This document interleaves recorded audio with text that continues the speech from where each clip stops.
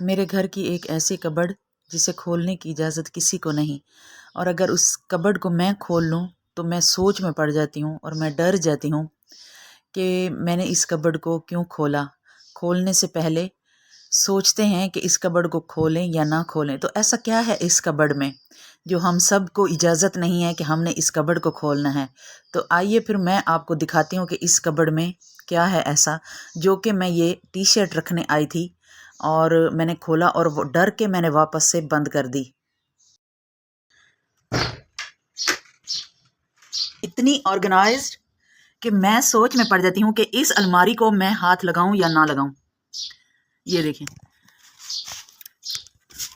ये देखिए, ये अपने सारे कपड़े, चीज़ें, और अब ये गुलक भी ले आई है, चूड़ियाँ, और ये भी इसके पास है। ये देखें, ये देखें, इसमें सारी वॉचेस हैं जो वो डेली अपनी यूनिफॉर्म के साथ या ड्रेसेस के साथ चेंज करती है। और ये देखें, अंदाज़ा लगाएं, मैं सोच में पड़ जाती हूँ कि इस अलमारी को मैं हाथ लगाऊं या ना लगाऊं। और जी ये देखें, ये है इसके पास स्पीकर जो कि ये ख़त्म नहीं होने देती बस। और ये BTS लवर का पाउच लिया हुआ है और अभी इसको इसमें रखा हुआ है कि जब न्यू क्लासेस स्टार्ट होने वाली हैं तो तब मैं इसे यूज़ करूँगी। क्या आपके बच्चे भी इसी तरह अपनी चीज़ों को ऑर्गेनाइज करके रखते हैं? क्या आपके भी बच्चे अपनी कबर्ड्स को, अपनी चीज़ों को इसी तरह सेट करके रखते हैं?